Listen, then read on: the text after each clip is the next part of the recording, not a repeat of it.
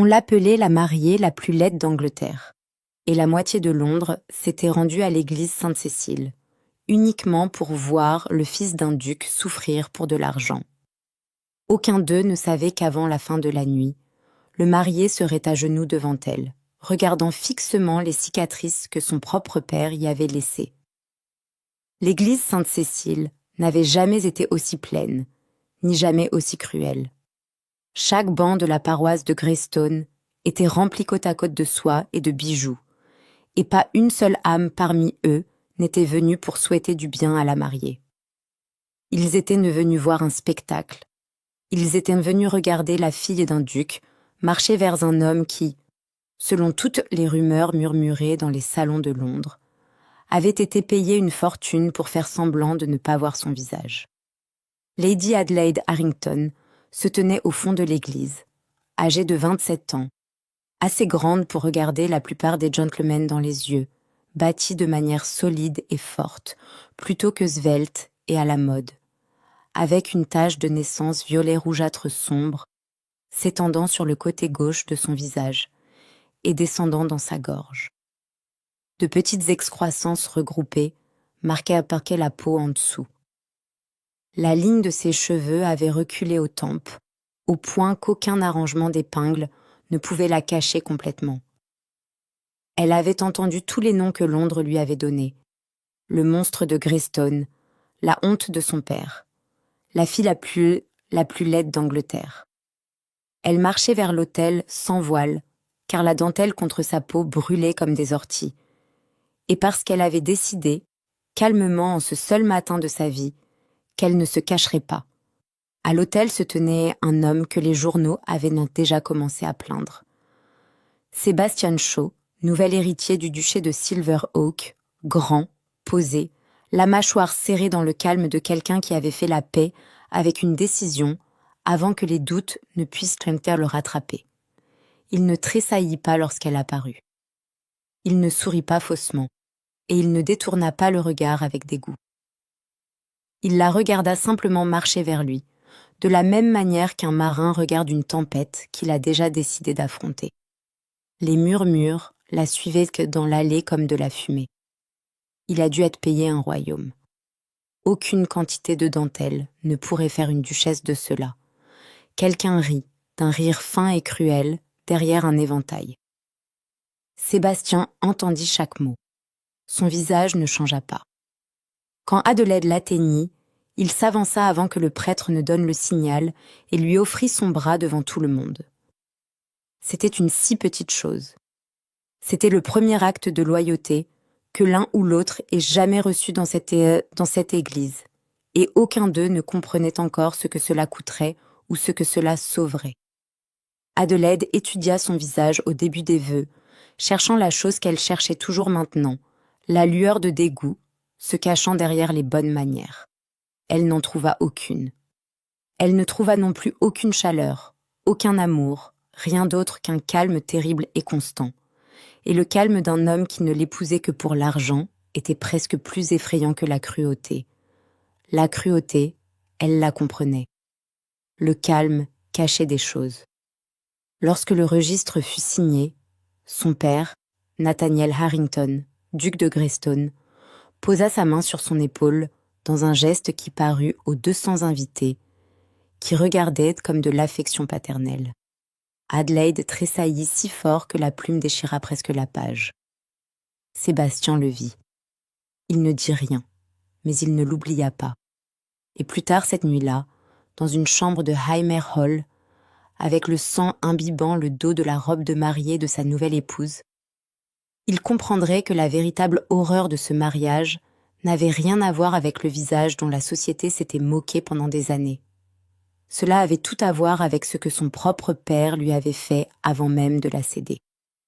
3 semaines avant le mariage, Sebastian Shaw s'était tenu dans les ruines de son propre héritage et avait essayé de se rappeler ce que cela faisait d'avoir des choix. Silveroak Hall avait autrefois été une belle demeure, le genre dont les voyageurs parlaient lorsqu'ils passaient en vue de ses tours. Maintenant, la moitié de son toit laissait entrer la pluie. Ses fermes locatives étaient hypothéquées, au-delà de toute rédemption, et son nom avait été traîné dans tous les journaux d'Angleterre depuis que son père, William Shaw, avait été accusé d'avoir vendu des correspondances gouvernementales à une puissance étrangère.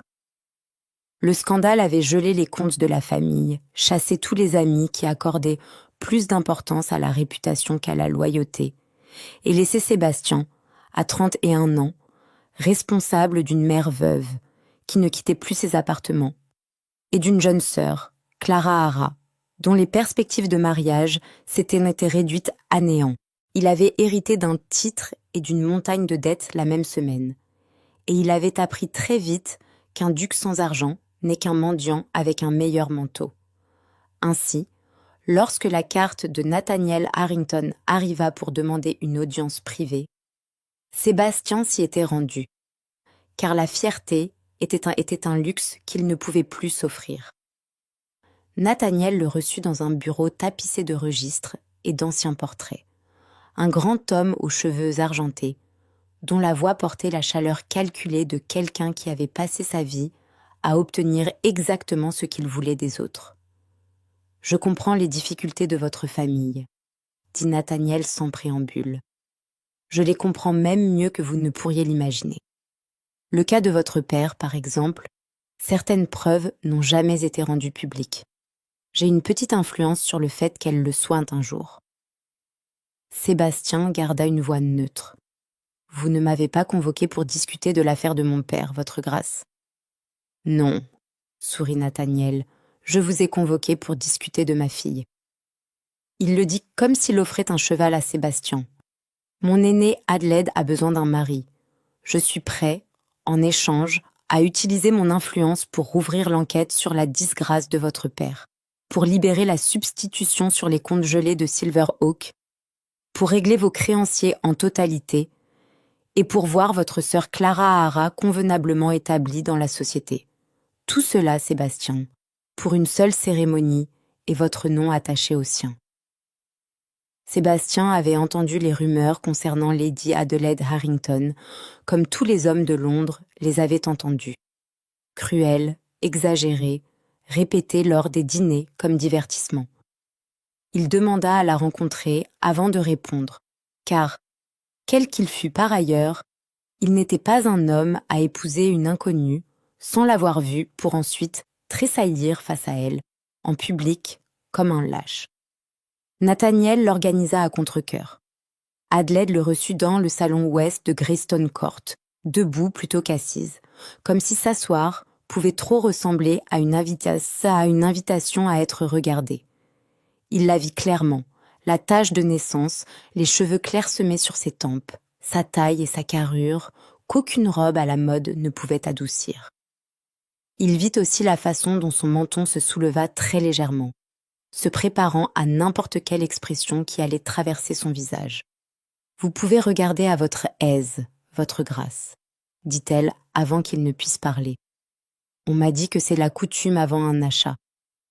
Je ne suis pas ici pour acheter quoi que ce soit, Lady Adelaide. Non, seulement pour l'épouser. » Sa voix était sèche, contrôlée, totalement dépourvue d'apitoiement sur soi.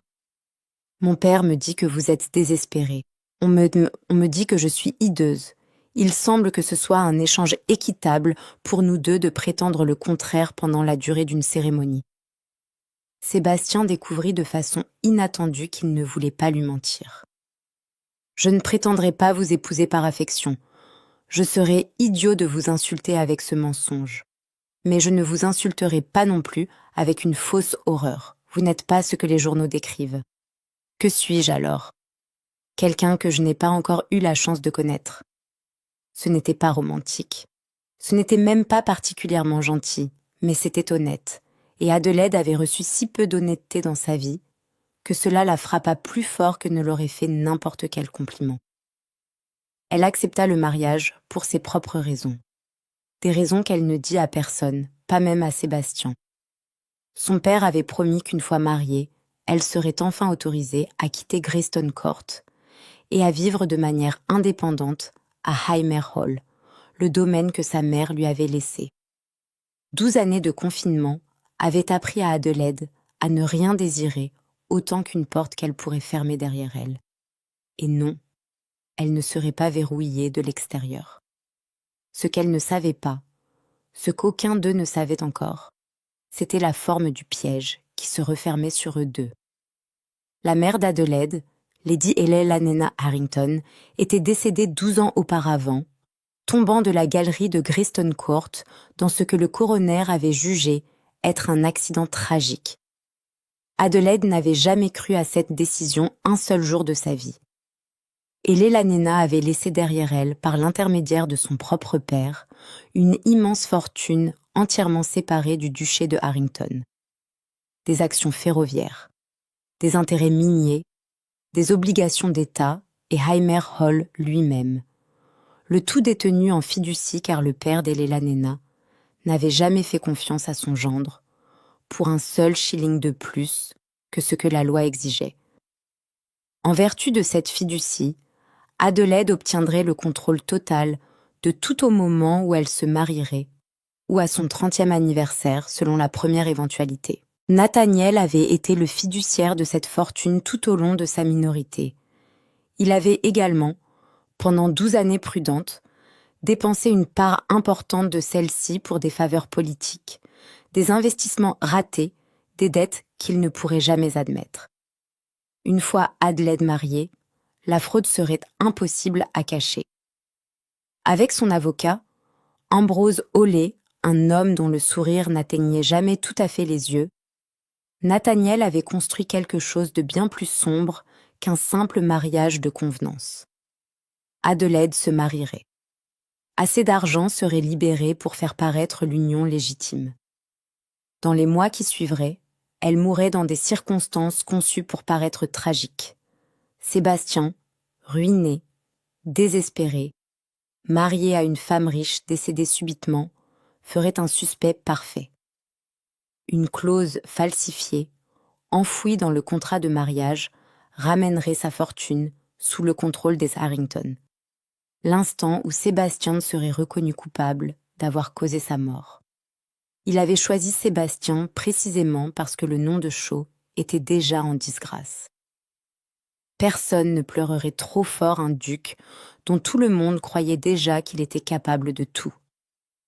Dans les jours précédant le mariage, Adelaide s'était permis une ou deux fois d'imaginer ce que Heimer Hall pourrait être en tant que véritable foyer plutôt qu'une simple destination. Elle imaginait des matins, sans les pas de son père, dans le couloir devant sa porte. Des soirées sans qu'un médecin n'arrive sans y être invité pour poser des questions pointues sur ses nerfs. Elle n'imaginait pas l'amour. Elle s'était déshabituée de cet espoir particulier il y a des années, de la même manière qu'on entraîne un membre à cesser d'atteindre quelque chose amputé depuis longtemps. Elle n'imaginait que le calme, et elle se disait que le calme suffirait. Sébastien, de son côté, avait passé ces mêmes jours dans une sorte d'arithmétique sinistre, pesant la santé déclinante de sa mère face à sa propre fierté. Les perspectives décroissantes de sa sœur, face à l'inconfort d'épouser une inconnue que tout Londres trouvait à la mode de moquer. Il n'était pas un homme cruel, et il ne prenait aucun plaisir à imaginer l'isolement d'Adelaide. Mais il s'était dit, dans l'intimité de son propre esprit, que ce mariage serait une transaction menée avec courtoisie, rien de plus, et que la courtoisie seule suffirait à le rendre supportable pour eux deux.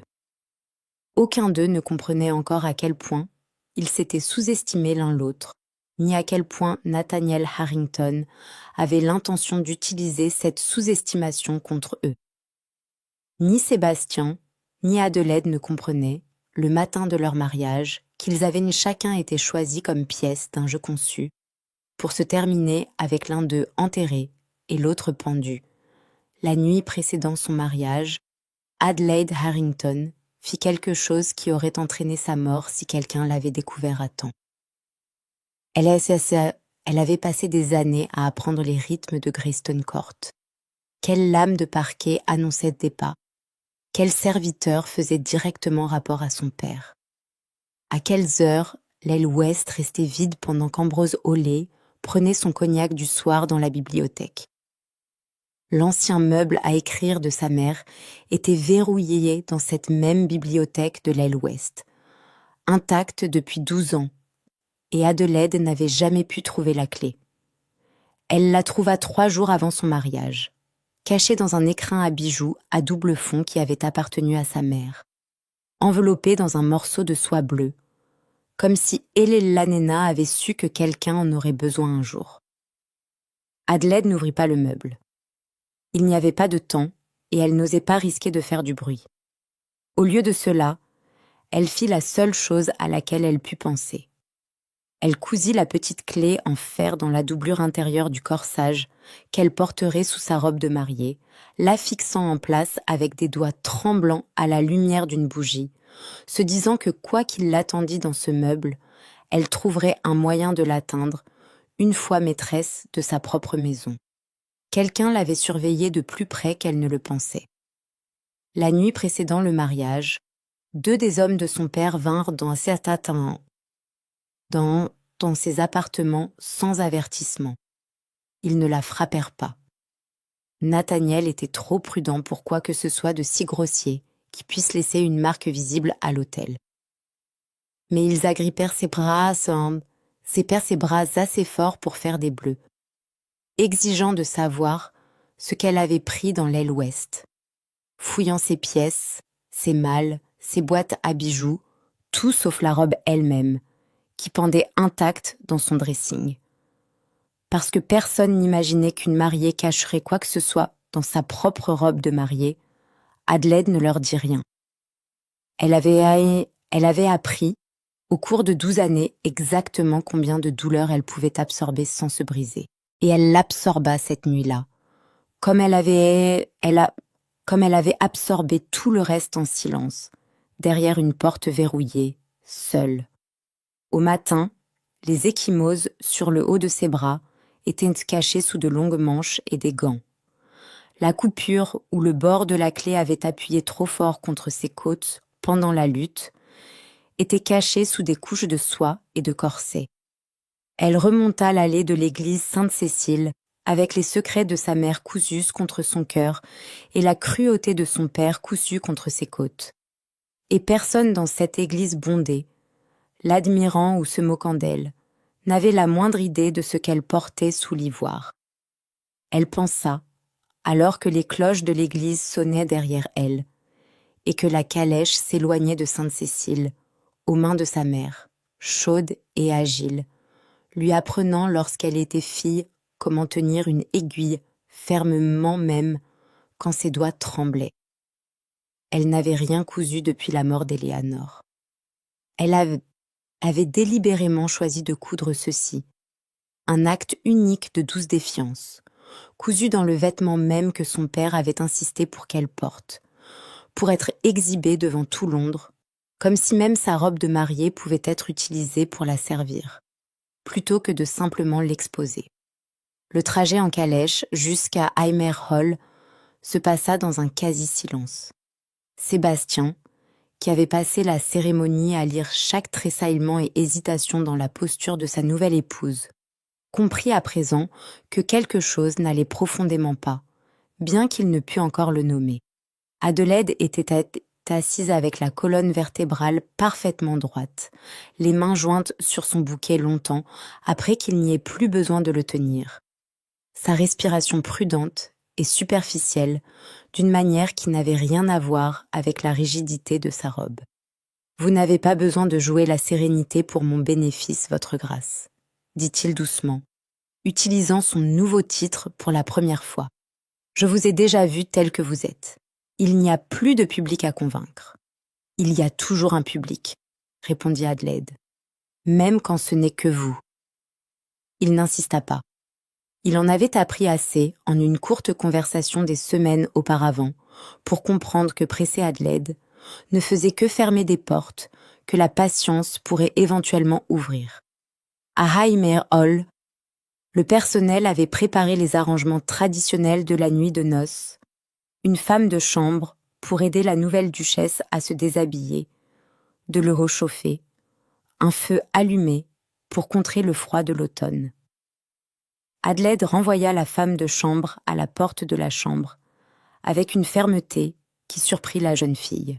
« Je me débrouillerai seule, dit-elle. » Sébastien, debout dans le couloir à l'extérieur, entendit la douce protestation de la femme de chambre et le refus plus sec d'Adelaide. Et quelque chose se serra dans sa poitrine qu'il ne pouvait pas encore expliquer. Il attendit près d'une heure, lui donnant l'intimité qu'elle semblait si désespérée d'avoir, avant de remarquer que la femme de chambre revenait dans le couloir, pâle et effrayée, chuchotant à un autre serviteur qu'il y avait du sang sur la robe de madame. Madame ne voulait pas me laisser l'aider. Madame ne voulait pas que je touche le dos de la robe du tout. Sébastien n'hésita pas. Il frappa à sa porte et ne l'ouvrit pas. « Adelaide, il y a du sang sur votre robe. Je ne demande pas à entrer sans invitation. Je demande si vous avez besoin d'un médecin. » Le silence s'étira assez longtemps pour qu'il faillît frapper à nouveau. Puis sa voix s'éleva, plus douce qu'il ne l'avait encore entendue. « Pas un médecin, s'il vous plaît. Pas lui. Alors puis-je entrer ?» Un autre silence, puis le bruit d'un verrou que l'on tire. Ce que Sébastien vit lorsqu'il entra dans cette pièce resterait avec lui pour le reste de sa vie. Adelaide se tenait à demi tournée de la porte, un bras appuyé contre le montant du lit, sa robe de mariée desserrée dans le dos, où elle avait lutté pour atteindre le dernier de ses propres lacets. Sébastien vit d'abord le sang, une tache sombre s'étendant sur la soie pâle juste sous son omoplate, assez fraîche pour ne pas encore avoir séché. Puis il vit ce que le sang entourait. De vieilles cicatrices argentées par l'âge encerclaient ses deux poignets, la marque indubitable de contraintes portées pendant de longues périodes. Des cicatrices plus étroites encerclaient ses chevilles. Sur ses épaules couraient des lignes décolorées où des sangles de cuir l'avaient autrefois maintenu à plat contre un lit. Le genre de marque laissée par de soi-disant traitements médicaux administrés contre la volonté d'un patient, superposée à tout cela, fraîche et violente contre sa peau pâle. Des ecchymoses en forme de doigts assombrissaient le haut de ses bras, et sous son omoplate, une coupure peu profonde pleurait du sang, là où quelque chose de petit et dur avait été pressé trop fort dans sa chair. Il en avait appris assez au cours de la dernière heure pour savoir que la pire chose qu'il puisse faire à cette femme était de l'étouffer. « Puis-je m'approcher ?» demanda-il. « Je ne vous toucherai pas tant que vous n'aurez pas dit que je le peux. » Les yeux d'Adelaide, lorsqu'ils rencontrèrent les siens, ne contenaient rien de la sérénité qu'elle avait affichée depuis l'église. Ce qu'il y vit à la place était une terreur brute et sans défense. Le regard de quelqu'un qui avait rarement été touché sans permission, attendant de savoir si son mari serait une personne de plus qui lui enlèverait ce choix. « Vous pouvez regarder, » murmura-t-elle. « Je trouve que je n'ai plus la force de le cacher. » Il traversa la pièce lentement et s'agenouilla près d'elle plutôt que de se dresser au-dessus d'elle, mettant ses yeux au niveau des siens plutôt qu'au-dessus d'eux. « Qui a fait ça ? Les hommes de mon père, la nuit dernière. » Sa voix tremblait, bien que son menton restât levé par longue habitude. « Ils ont fouillé mes appartements. Ils croyaient que j'avais pris quelque chose dans l'aile ouest. » Sa main libre se dirigea instinctivement vers la coupure fraîche sous son épaule. « Je l'ai cousu dans la doublure de cette robe avant qu'ils ne puissent le trouver. » La mâchoire de Sébastien se serra, mais sa voix resta douce. « Qu'avez-vous pris ? » « Une clé. » Elle le dit comme si elle avouait un crime, plutôt que de décrire un acte de survie désespéré. Elle ouvre le meuble à écrire de ma mère. Elle est morte il y a 12 ans. J'ai toujours cru que mon père y était pour quelque chose, et je n'ai jamais pu prouver quoi que ce soit, car il m'a gardée enfermée et discréditée pendant exactement le temps qu'il m'aurait fallu pour essayer. Sébastien pensa à son propre père, tombé en disgrâce et ruiné par le scandale. et une froide reconnaissance s'empara de lui. Il comprit mieux que la plupart des hommes dans cette pièce ne seraient jamais forcés de le faire. À quel point les puissants pouvaient facilement détruire ceux qui étaient en dessous d'eux, et appeler cela un malheur. « Laissez-moi soigner la coupure, dit-il. Je ne ferai pas appeler le médecin de la maison si vous ne le souhaitez pas. C'est l'homme de mon père, dit Adelaide. Il a signé les papiers qui leur permettaient de m'attacher à un lit pendant des semaines et appeler cela un traitement pour instabilité nerveuse.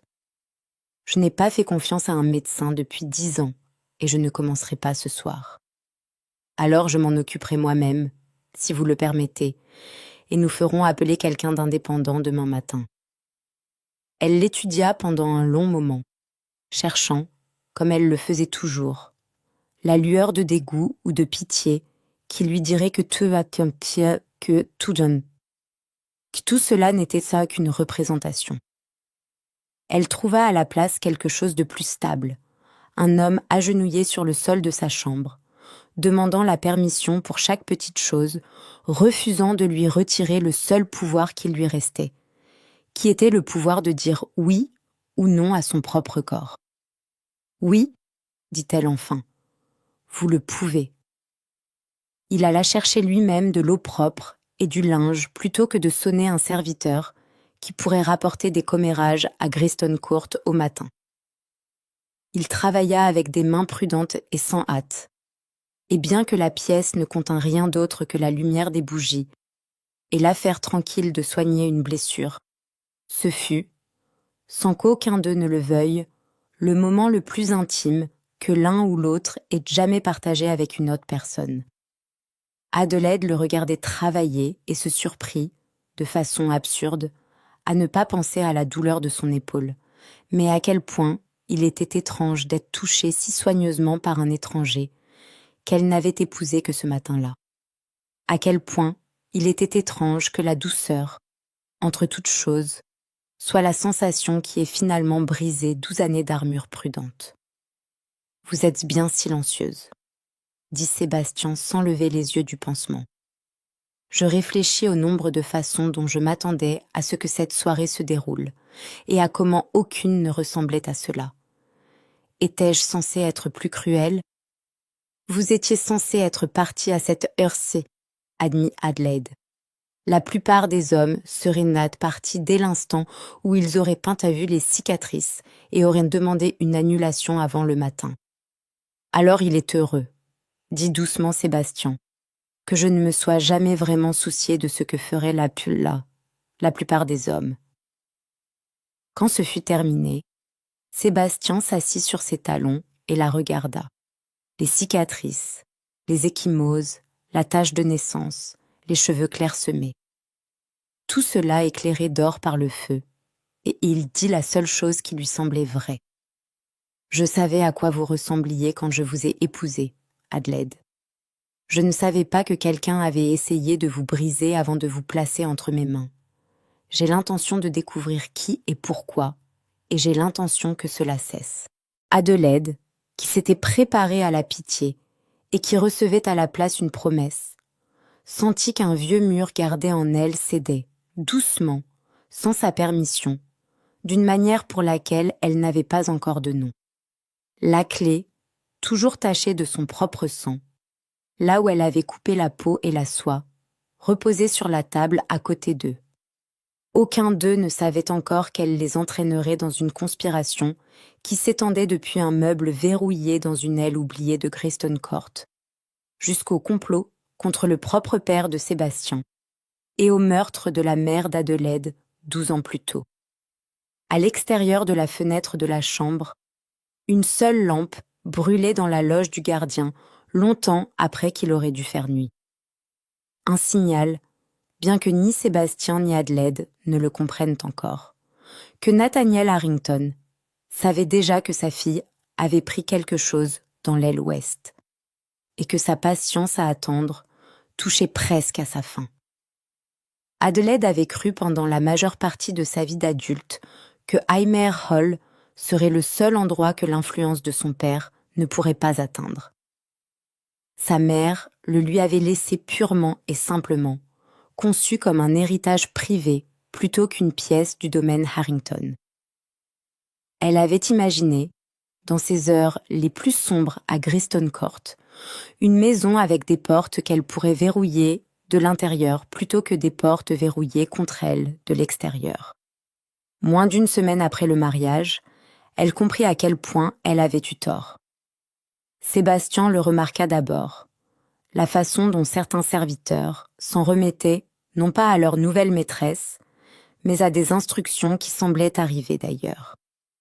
Le médecin de la maison, le docteur Augustus Vaughn, arriva sans s'annoncer le 4e jour, prétextant s'inquiéter pour les nerfs de la nouvelle duchesse, et Sébastien le renvoya à la porte avec une froideur qui le surprit lui-même. « Ma femme n'a pas besoin d'un médecin choisi par son père, » dit-il clairement à l'homme. « Si elle en a besoin, je le choisirai moi-même. » Adelaide, observant du haut des escaliers, sentit une chaleur inhabituelle la traverser alors qu'elle regardait son mari défendre une limite. Elle avait passé 12 longues années à se défendre entièrement seule. Au cours des jours suivants, une fragile paix domestique commença à prendre forme entre eux, construite moins sur la romance que sur la nécessité. Bien que la nécessité ait sa façon de créer sa propre sorte de proximité, ils commencèrent à prendre le petit déjeuner ensemble, timidement au début, puis avec moins d'hésitation. Sébastien découvrit, à sa véritable surprise, que sa femme comprenait la gestion d'un domaine mieux que la plupart des intendants qu'il avait employés. Elle corrigea une erreur dans les comptes de Heimer, dès sa première semaine qui avait coûté de l'argent aux locataires pendant des années, et elle examina les pétitions des fermiers locataires, avec une attention aux détails qui faisait honte à sa propre éducation. « Vous avez été élevé pour gérer un domaine, » dit-il un matin, la regardant marquer des corrections dans le registre d'une main ferme. « J'ai été élevé pour n'être utile à personne d'autre qu'à mon père, » corrigea Adelaide, sans lever les yeux. « Le reste, je l'ai appris moi-même pendant les heures où il me croyait au repos. » Sébastien se surprit. Contre toute intention de rester courtois mais distant, à commencer à l'admirer, non pas malgré les choses dont la société se moquait, mais de manière totalement séparée d'elle, d'une manière qui n'avait rien à voir avec son visage, et tout à voir avec la vivacité de son esprit, et l'acier tranquille sous sa prudence. Il y eut aussi des moments plus petits, des moments qui se construisaient en quelque chose qu'aucun d'eux ne nommait à voix haute. Adelaide évitait une chaise particulière dans le salon, une chose dorée et délicate dont elle craignait que son poids ne la brise. Et elle n'en dit rien. Sébastien le remarqua quand même. En quelques jours, une chaise rembourrée plus robuste apparut près du feu du salon, offerte sans commentaire, sans l'humiliation de la reconnaissance, simplement là pour son confort la prochaine fois qu'elle aurait besoin de s'asseoir. Lorsqu'une couturière londonienne à la mode arriva pour ajuster Adelaide pour de nouvelles robes, et commença à parler de sa silhouette comme si elle n'était pas présente dans la pièce. Suggérant des tissus lourds pour dissimuler sa forme, Sébastien renvoya la femme avant qu'Adelaide n'ait à dire un mot. Adelaide, furieuse d'être manipulée plutôt que consultée, lui dit clairement qu'elle n'avait pas demandé à être secourue. Sébastien, à son crédit, s'excusa sans se justifier et la laissa choisir sa propre couturière par la suite. Une femme locale nommée Elsie, sœur de la femme de chambre d'Adelaide, Mabel, qui ajusta ses robes au corps qu'elle avait réellement plutôt qu'à celui que la société souhaitait qu'elle possède. Il y eut des moments plus légers, aussi. Des moments qu'aucun d'eux ne s'attendait à trouver à l'intérieur d'un mariage bâti sur le désespoir. Un après-midi pluvieux, alors que la pluie était trop forte pour que quiconque pense à sortir à cheval, Sébastien conduisit Adelaide dans la longue galerie de Heimer et déclara, avec la gravité d'un homme annonçant un plan de bataille, qu'elle allait apprendre à danser. Je n'ai jamais dansé en public de ma vie, lui dit Adelaide, les bras croisés. Je n'ai pas l'intention de commencer dans une galerie vide, sans orchestre, et avec un duc réticent pour public. L'orchestre arrivera un jour. D'ici là, vous devrez vous contenter de mon fredonnement, qui, je vous le promets, est pire que n'importe quel quatuor à cordes de Londres. Elle lui marcha sur le pied dans la première minute, assez fort pour le faire grimacer. « Mon pied », dit Sébastien avec une grande solennité, a maintenant reçu plus d'attention de votre part que je n'en ai reçu depuis le jour de notre mariage. Il a fait preuve d'un plus grand courage, répondit Adelaide, et à sa propre surprise, elle rit, un vrai rire, qui l'a surprise, le genre qu'elle ne s'était pas permis depuis des années. Sébastien s'immobilisa au son de ce rire, et ne parvint pas à cacher à quel point cela le bouleversait complètement. Et à partir de cet après-midi-là, il se surprit à l'écouter comme d'autres hommes écoutaient les cloches de l'église. Clara Arachot arriva à Aymer peu de temps après, ayant finalement été autorisée à visiter la nouvelle maison de son frère, et apporta avec elle une énergie dont la maison avait cruellement besoin. Elle était jeune, sans défense, et totalement incapable de garder une opinion pour elle-même. Et elle s'attacha à Adelaide en un jour, avec la loyauté féroce d'une fille qui avait passé des années à voir sa propre famille être moquée, et avait décidé qu'elle préférait rire de la cruauté plutôt que d'être écrasée par elle.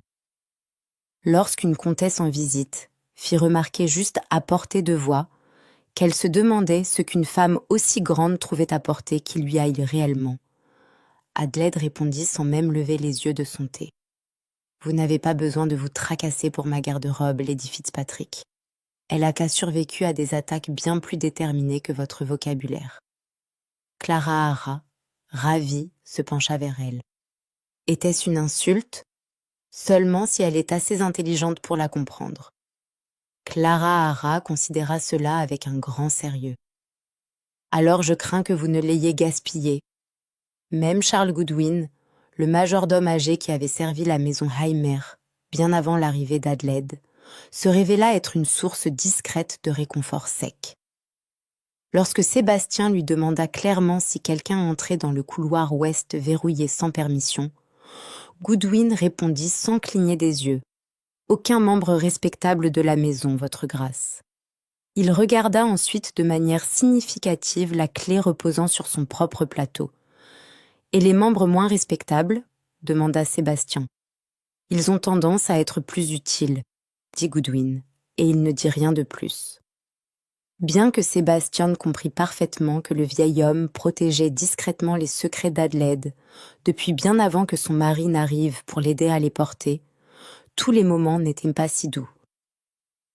Lors d'un petit dîner formel, censé commencer à réintroduire Adelaide dans la société, en tant que nouvelle duchesse de Silverhawk, l'un de ses longs gants se fendit le long d'une ancienne couture, exposant la peau marquée de sa main devant une table remplie d'invités qui étaient venus en grande partie pour voir exactement cela.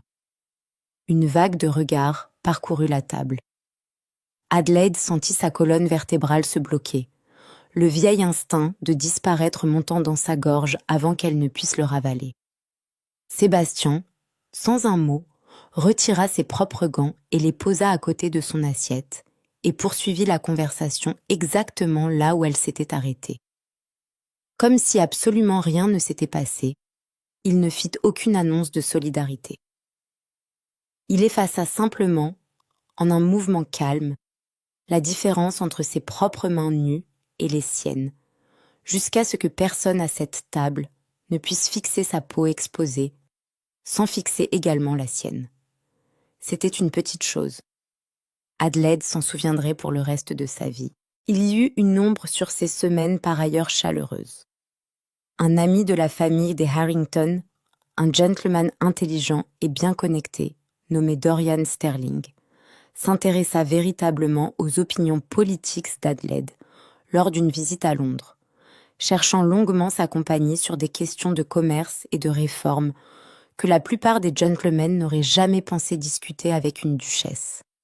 Sébastien, les observant de l'autre côté d'un salon bondé, ressentit une jalousie qu'il n'aimait pas admettre. « Vous sembliez mécontent ce soir », lui dit Clara Hara par la suite, beaucoup trop observatrice pour son propre bien. « Je considérais la météo », dit Sébastien. « La météo ne tient pas la main de ma belle-sœur en conversation pendant la majeure partie d'une heure. » Lorsqu'Adelaide le confronta directement à propos de sa froideur. Elle n'offrit aucun réconfort. « Vous êtes entré dans ce mariage pour un domaine, Sébastien. Vous ne pouvez pas maintenant vous comporter comme si ma conversation vous appartenait exclusivement. » Sébastien, à son crédit, ne contesta pas le point. « J'admets librement la jalousie. Je ne prétends pas qu'elle me donne le moindre droit à votre compagnie au-delà de ce que vous choisissez d'offrir. » Ce fut un petit échange, mais il marqua un autre tournant discret. La preuve que quoi que devienne ce mariage, il ne deviendrait pas une autre cage, avec un geôlier plus gentil. C'est dans cette paix fragile et prudente qu'arriva le désastre.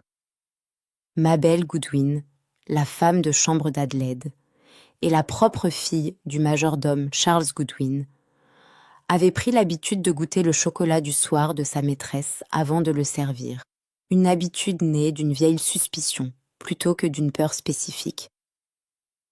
Un soir, elle but dans une tasse destinée à Adelaide et s'effondra dans l'heure, sa respiration superficielle, sa peau froide au toucher. Sébastien n'attendit pas le médecin de la maison. Il chevaucha lui-même au milieu de la nuit pour chercher un médecin indépendant dans la ville voisine. Un homme n'ayant aucun lien avec Greystone Court ou avec l'influence de Nathaniel Harrington.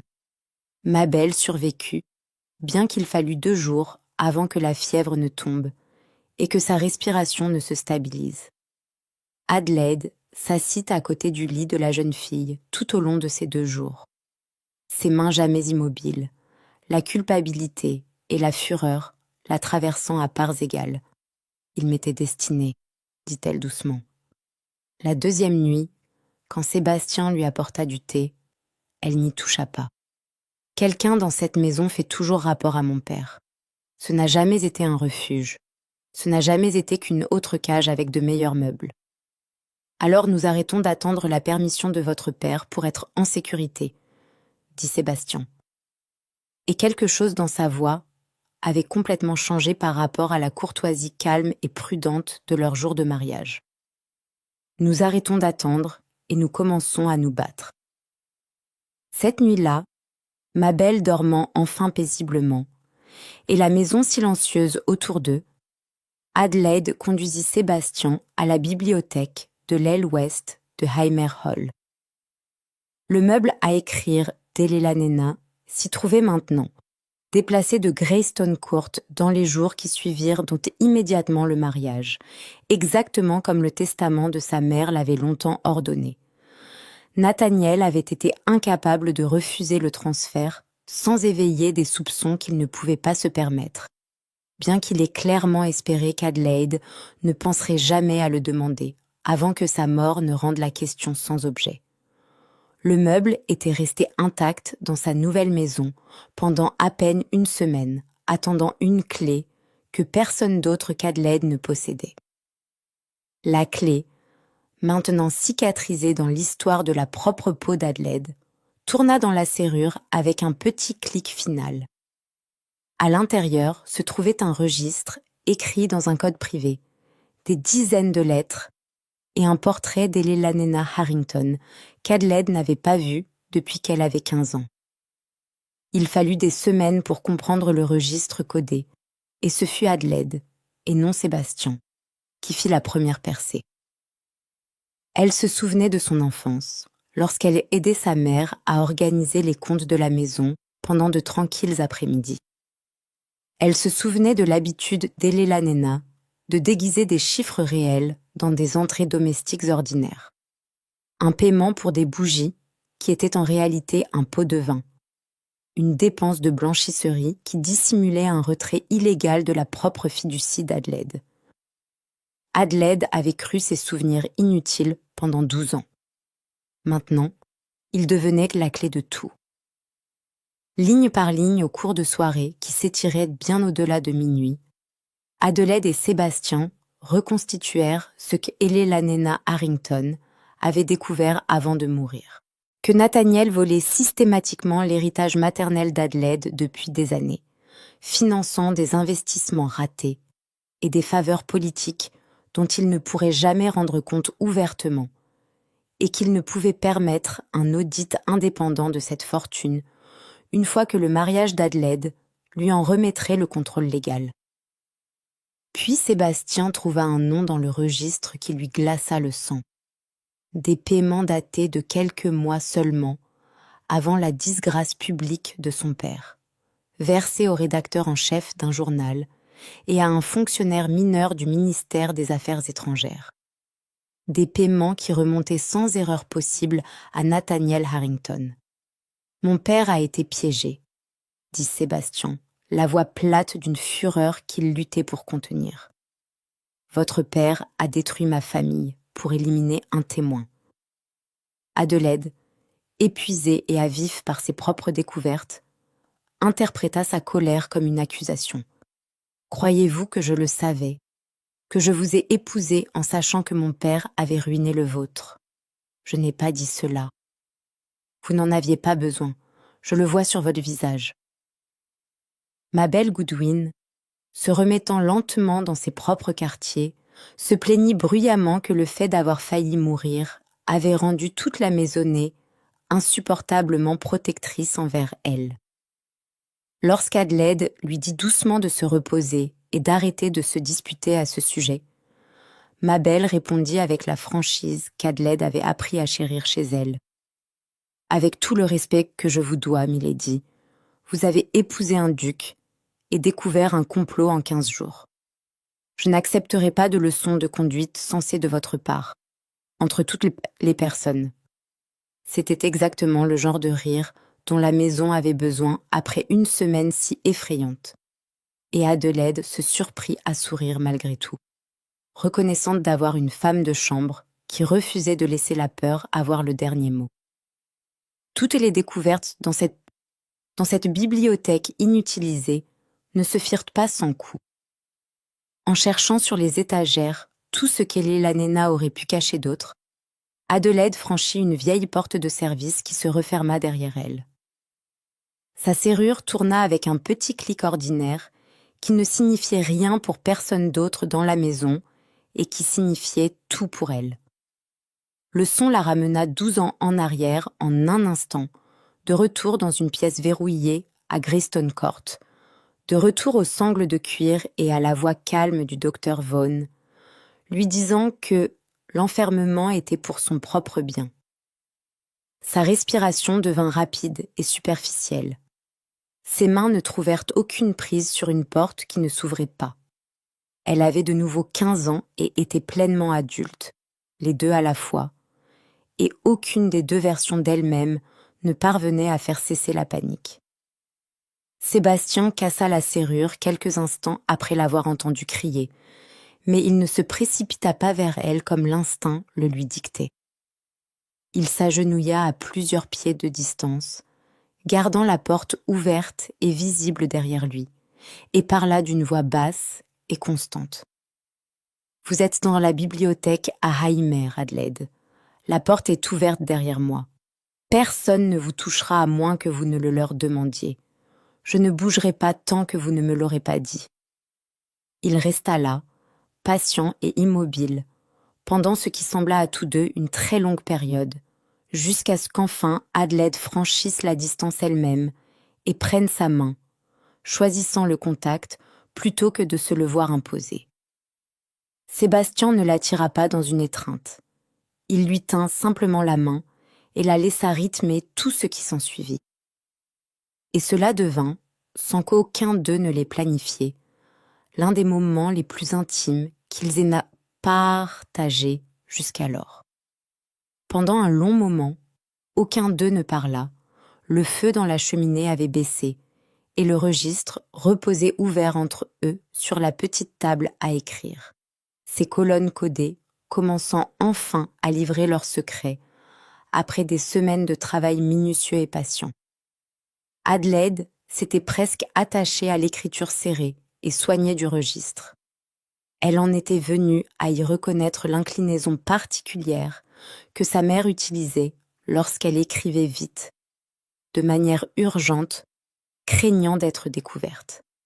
Elle ne s'attendait pas à trouver le nom de famille de son mari, enfoui dans la peur de sa mère. Leur première véritable querelle en tant que mari et femme éclata cette nuit-là. Née non pas de la cruauté, mais de deux personnes blessées, prenant la douleur de l'autre pour un blâme. Adelaide lui rappela sèchement qu'elle était une enfant confinée de 15 ans lorsque la disgrâce de William Shaw s'était produite. Impuissante à arrêter quoi que ce soit, impuissante même à quitter ses propres appartements. Sébastien, entendant la vérité frapper, sentit la honte remplacer sa colère presque instantanément. « Je suis désolé », dit-il sans réserve, sans excuse. « J'ai laissé mon propre chagrin parler pour moi. Vous n'êtes pas votre père, Adelaide, pas plus que les erreurs de mon père ne m'appartiennent. » C'était la première fois que l'un ou l'autre s'excusait auprès de l'autre sans rien attendre en retour. Et cela changea la forme de leur mariage plus que l'un ou l'autre ne le comprenait encore. Ils apprirent dans les semaines qui suivirent qu'Elle Lanena avait rassemblé ses preuves avec l'aide d'une jeune cousine, Violette Prescott, qui avait disparu de la société 3 ans plus tôt dans des circonstances que personne n'avait jamais expliquées. Adelaide avait toujours cru que Violette l'avait abandonnée par honte. La vérité, lorsqu'elle leur parvint enfin par une correspondance secrète et prudente, était plus cruelle et plus pardonnable. Nathaniel avait menacé de poursuivre le frère de Violet pour un vol qu'il n'avait jamais commis, à moins qu'elle ne quitte l'Angleterre discrètement. Violet avait passé 3 ans à se cacher en Écosse, emportant avec elle une seule page d'épreuves codées d'Eleanor, trop effrayée pour revenir et trop loyale pour la détruire. Je pensais que tout le monde finissait par choisir la sécurité plutôt que moi, admit Adelaide à Sébastien le soir, où la lettre de Violette arriva. J'ai cru cela depuis l'âge de 15 ans. Pas tout le monde, dit doucement Sébastien. Plus maintenant. Nathaniel, sentant le sol se dérober sous ses pieds, n'attendit pas de voir jusqu'où irait l'enquête de sa fille. Il s'arrangea pour qu'une menace privée soit délivrée directement à Sébastien. Restituer le registre aux mains des Harrington, permettre à Adelaide d'être discrètement internée dans un asile privé pour sauver les apparences, et en échange, le nom de Clara Aracho, récemment et faussement lié dans les journaux aux preuves falsifiées contre leur père, serait entièrement blanchi. Sébastien refusa le marché par écrit devant témoins, bien que cela lui coûtât une nuit de la plus profonde peur qu'il ait connue depuis que la disgrâce de son père s'était abattue sur sa famille. Adelaide n'apprendrait ce refus que bien plus tard. Et quand elle le fit, cela signifierait pour elle plus que n'importe quelle déclaration d'amour prononcée directement en face. Ambrose Holloway avait servi Nathaniel Harrington pendant plus de 20 ans, falsifiant des documents, rédigeant des contrats frauduleux, arrangeant les confinements médicaux qui avaient été volés 12 ans de la vie d'Adelaide. Il avait également discrètement et patiemment conservé des copies de chaque crime qu'il avait commis au nom de son employeur, attendant le jour où l'utilité de Nathaniel pour lui prendrait fin. Ce jour arriva au moment où il apprit que le registre d'Eleanor avait fait surface. Ambrose ne pouvait pas risquer que les preuves n'atteignent un tribunal avant d'avoir assuré sa propre fuite. Il fit donc ce que font toujours les hommes désespérés dans les conspirations qui échouent. Il orchestra un incendie. Il commença dans la bibliothèque inutilisée de Highmere Hall, dans la pièce même où le meuble d'Elle Lanena était resté intact pendant 1 semaine avant qu'Adelaide ne trouve la clé pour l'ouvrir. Et il se propagea avec une vitesse qui suggérait plus qu'un accident. Adelaide, en entendant l'alarme, ne pensa pas d'abord à sa propre sécurité. Elle pensa au registre, reposant toujours dans un tiroir de cette pièce en flammes, la seule preuve qui pouvait disculper le père de Sébastien et exposer le sien. Elle entra par l'ancien passage des domestiques qu'elle avait mémorisé enfant, visitant Heimer avec sa mère avant la mort d'Elelanena, et trouva le tiroir à travers une fumée assez épaisse pour lui tirer des larmes. Elle venait de refermer sa main sur le registre lorsqu'une partie du plafond céda derrière elle, et Sébastien, qui l'avait suivie dès qu'il s'était rendu compte de son absence, l'atteignit à travers la charpente effondrée, avec une poutre tombant durement sur son épaule. Ce fut Adelaide, et non Sébastien, qui trouva la sortie cachée, souvenir d'une visite d'enfance, 12 ans passés. Ce fut Adelaide qui soutint son épaule blessée contre la sienne, qui força l'ouverture d'une porte déformée et gonflée par des années d'humidité, qui porta à moitié son mari dehors dans l'air froid de la nuit, avec le registre toujours pressé sous sa cape contre son cœur. Ils ne s'arrêtèrent pas avant d'avoir atteint la vieille chapelle à la lisière du domaine. Longtemps abandonnée, ses fenêtres brisées, son autel nu, le clair de lune tombant en latte pâle sur un sol sur lequel aucune congrégation ne s'était agenouillée depuis une génération. L'odeur de fumée s'accrochait encore à leurs vêtements. L'épaule de Sébastien palpitait là où la poutre tombée l'avait frappé, et les mains d'Adelaide, lorsqu'elle baissa enfin les yeux pour les regarder, tremblaient d'une réplique qu'elle avait été trop occupée à remarquer avant que le danger ne soit passé. C'est dans ce petit sanctuaire en ruine, striée de suie et tremblante des suites du désastre évité de justesse, que Sébastien lui dit enfin tout ce qu'il avait été trop fier et trop prudent pour dire. « Je vous ai épousé pour sauver Silver Oak, dit-il. Je croyais qu'une maison restaurée pourrait reconstruire tout ce que la disgrâce de mon père nous avait pris. J'avais l'intention d'être courtois et distant, et d'appeler cela un devoir, parce que le devoir ne demande rien au cœur. Et maintenant, demanda Adelaide, sa voix s'élevant à peine au-dessus du crépitement du feu mourant derrière eux. Maintenant, je comprends qu'une maison bâtie sur votre ruine aurait fini de nous détruire tous les deux. Je ne veux pas de Silver Oak au prix de vous, Adelaide. Je ne le veux plus depuis des semaines, si je suis honnête avec moi-même, et j'ai été un lâche de ne pas le dire plus tôt. Il ne lui dit pas qu'elle était belle, comme pour corriger une erreur que la société avait faite à son sujet. Il lui dit plutôt exactement ce qu'il en était venu à désirer. Son honnêteté implacable, la force de ses mains qui venaient de lui sauver la vie, le son de son rire qu'il n'avait entendu qu'une fois et qu'il cherchait depuis.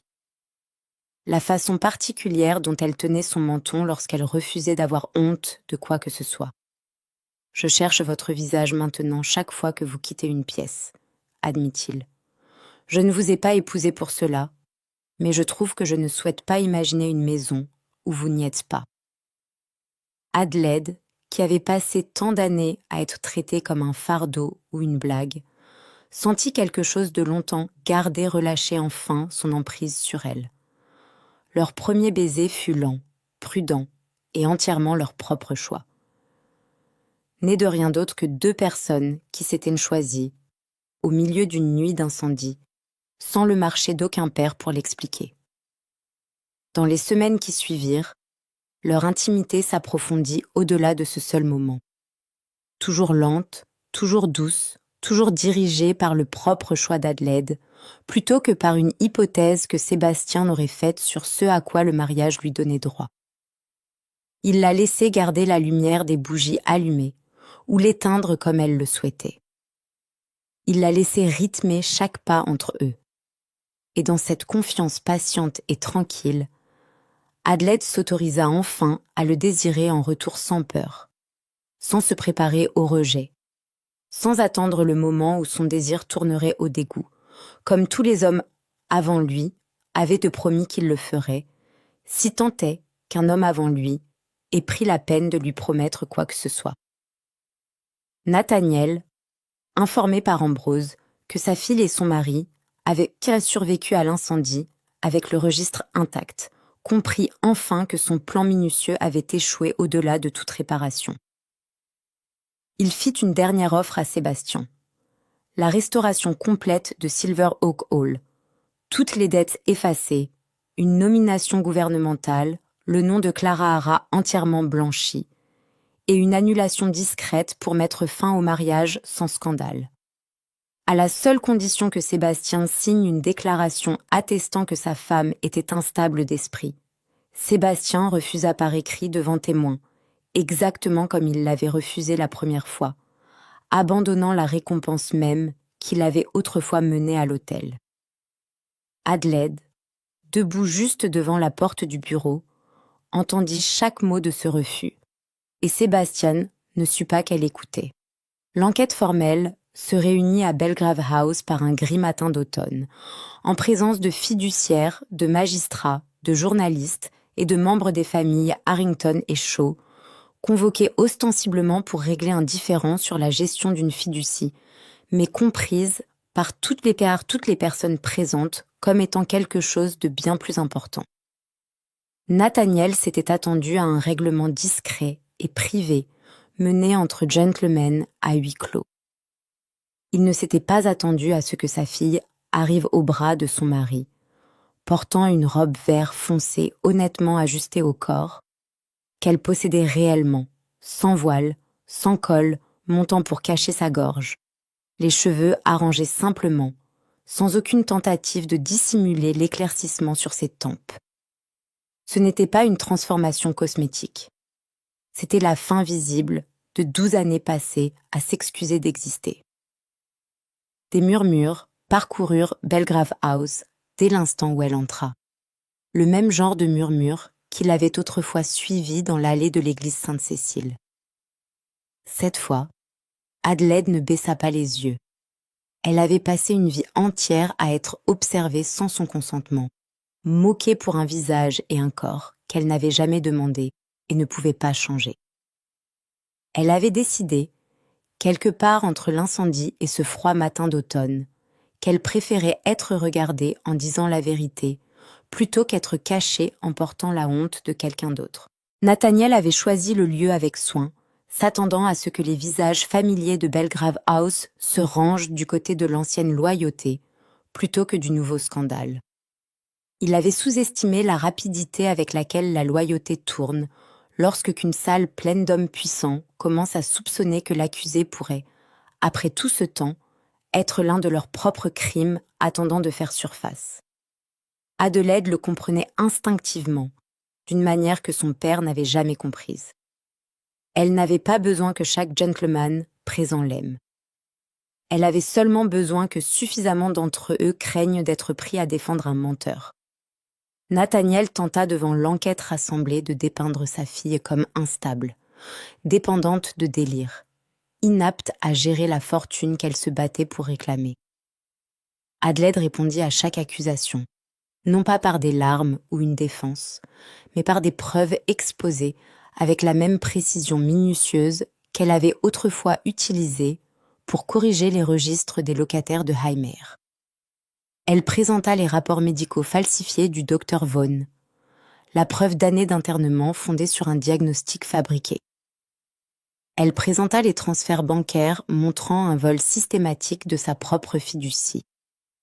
Elle présenta la clause de règlement falsifiée par Ambrose Holloway, celle destinée à remettre sa fortune sous le contrôle des Harrington, au moment où Sébastien serait reconnu coupable d'un meurtre qui ne s'était jamais produit.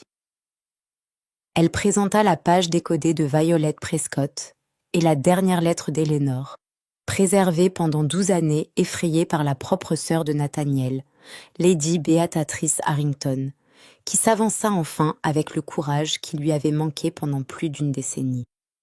Elle présenta la correspondance de William Shaw, prouvant que son père avait détruit un homme innocent pour faire taire un témoin de son vol. Elle présenta le propre témoignage de Mabel, concernant la coupe empoisonnée qui avait failli coûter la vie à une servante innocente. Ambrose Holloway, voyant l'affaire s'effondrer autour de son employeur, tenta de rejeter l'intégralité de chaque crime sur Nathaniel, seulement pour qu'Adelaide révèle avec une précision calme et dévastatrice qu'Ambrose avait gardé des copies privées de ses propres falsifications pendant des années, ayant depuis le début l'intention de faire chanter quiconque hériterait finalement de Greystone. Nathaniel, enfin acculé par des preuves qu'il ne pouvait plus discréditer, perdit le sang-froid qui lui avait servi toute sa vie. Si Éléanore avait rendu les papiers quand elle avait été prévenue, dit-il, la voix s'élevant pour la première fois que quiconque dans cette pièce ne l'avait jamais entendue s'élever. Rien de tout cela ne se serait produit. La pièce devint silencieuse face à l'aveu enfoui dans sa propre fureur. Pressé davantage par les magistrats, Nathaniel révéla dans un moment de fierté brisée qu'il passerait le reste de sa vie à regretter, qu'il avait regardé Elena tomber de cette galerie 12 ans auparavant. Affaibli par un sédatif qu'Ambrose avait substitué à ses médicaments pour le cœur, et avait choisi de ne pas appeler à l'aide. Sébastien ne prit pas la parole à la place de sa femme tout au long de la procédure. Il n'intervint qu'une seule fois, lorsque les hommes de Nathaniel tentèrent de retirer physiquement Adelaide de la pièce. S'interposant entre eux avec une autorité tranquille qui ne nécessitait pas d'élever la voix, il soumit son propre refus signé du dernier marché de Nathaniel comme preuve. La preuve qu'il avait renoncé à une fortune entière plutôt que de trahir la femme qui se tenait à ses côtés. « Ma femme », déclara-t-il à l'enquête, lorsqu'on lui demanda enfin de parler, « et mon égale dans toutes les parties de cette affaire. » Les magistrats ne délibérèrent que brièvement avant d'ordonner la détention des deux hommes. Nathaniel Harrington, qui avait passé sa vie entière à commander des salles avec rien de plus que la certitude calme de sa propre autorité, fut conduit hors de Belgrave House menotté, tandis que les mêmes aristocrates, qui avaient autrefois courtisé ses faveurs, détournèrent le visage plutôt que de croiser son regard. C'était, pensa Adelaide en le regardant partir, une victoire étrange et creuse. Pas de la joie exactement, mais la satisfaction tranquille d'une dette enfin réclamée après 12 longues années d'attente. Nathaniel Harrington et Ambrose Hawley furent tous deux arrêtés avant la levée de l'enquête, maintenus en détention pour un procès qui se terminerait dans les mois qui suivirent avec Nathaniel dépouillé de son nom, de son influence, et Ambrose condamné pour faux et complot. Le docteur Augustus Vaughan perdit sa licence médicale et fit face à ses propres poursuites pour les internements abusifs qu'il avait autorisés à des fins lucratives. Le nom de William Shaw fut officiellement blanchi de l'accusation de trahison, bien que l'enquête reconnut avec une honnêteté sans faille qu'il avait retardé la révélation des preuves d'Elena par fierté et calcul politique. Un homme imparfait, lésé néanmoins, et enfin autorisé à reposer avec son nom restauré, plutôt que perfectionné. Adelaide reçut le contrôle total et légal de Highmere Hall et de l'entière fortune de sa mère. Silver Oak Hall fut restauré non pas par les promesses brisées de Nathaniel, mais par le jugement clair de la loi, gagné plutôt qu'acheté. Dans le calme qui suivit le procès, Sébastien dit clairement à Adelaide que les circonstances dans lesquelles elle l'avait épousé avaient été coercitives depuis le tout début, et qu'il comprendrait et ne la combattrait pas si elle souhaitait une annulation ou une séparation légale, maintenant qu'elle était libre de choisir quoi que ce soit. « Voulez-vous votre liberté ?»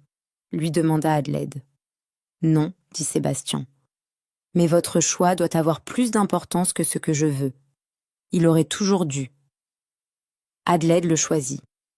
Ils échangèrent de nouveaux vœux en privé à Highmere Hall au printemps suivant, sans père pour présider, sans journaux pour regarder, sans argent changeant de main, et sans famille pour contrôler une seule condition de l'arrangement. Clara Arachot se tenait à côté d'eux, taquinant doucement son frère d'avoir enfin appris à danser sans ruiner les chaussures de quiconque. Et Mabel Goodwin déclara avec son affection franche habituelle que toute duchesse qui pouvait survivre à un incendie, à un empoisonnement et au procès de son propre père en une seule année avait certainement mérité un mariage tranquille. La société, dans les mois qui suivirent, ne devint pas soudainement gentille. Certains dévisageaient encore quand Adelaide entrait dans une pièce sans cacher son visage ou son corps. Quelques-uns murmuraient encore les vieux noms derrière des mains gantées, croyant que la distance rendait la cruauté invisible. La différence maintenant était qu'elle ne considérait plus leur regard comme un verdict sur sa valeur. En l'espace de 2 ans, Adelaide donna à Sébastien un héritier, un fils né avec le calme constant de son père, et la famille aimait à dire la ténacité indubitable de sa mère, et nommé William d'après le grand-père qu'il grandirait en connaissant seulement comme un homme injustement disgracié et justement blanchi. Adelaide établit également une fiducie légale pour aider les femmes qui avaient souffert d'internements médicaux frauduleux comme elle, finançant des avocats et des médecins indépendants pour celles qui n'avaient ni la fortune d'un père, ni la protection d'un duc sur lesquels se replier. Seulement sa propre compréhension durement gagnée de ce que cela coûtait exactement d'être cru. Le soir du premier anniversaire de sa fille, Adelaide se tenait en bout d'une longue table à Highmere Hall, accueillant un rassemblement de locataires, d'amis et de familles.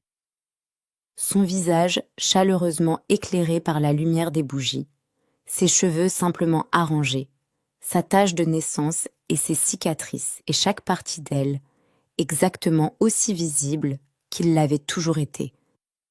Elle pensait parfois, lors de soirées tranquilles comme celle-ci, à la jeune fille qu'elle avait été à 15 ans, enfermée dans une pièce à Griston Court, et à qui l'on disait que son corps et son visage la rendaient indigne d'une vie vécue au grand jour.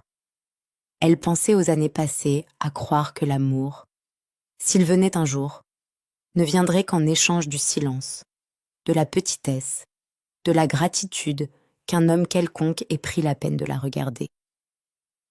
Elle n'en voulait pas à cette fille. Elle ne la reconnaissait simplement plus, et elle en était heureuse. Il y avait encore des matins où de vieilles habitudes refaisaient surface sans avertissement, un tressaillement à un mouvement de main levé qui ne signifiait rien, une réticence à entrer dans une pièce avant de vérifier que la porte derrière elle restait déverrouillée. Sébastien ne faisait jamais de remarques sur ces moments lorsqu'ils survenaient.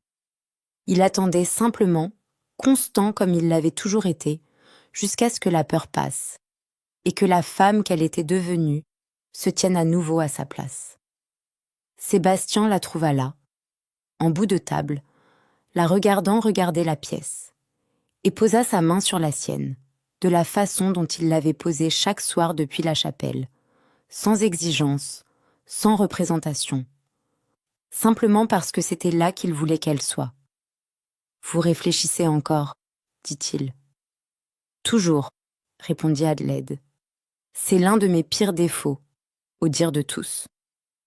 C'est sans aucun doute ma chose préférée à propos de vous, dit Sébastien, et il pensait chaque mot. Elle avait été appelée la fille la plus laide d'Angleterre. Elle était aussi, à la fin, devenue la duchesse la plus inébranlable que le pays ait jamais produite, et elle n'avait plus besoin de la permission de personne pour le savoir.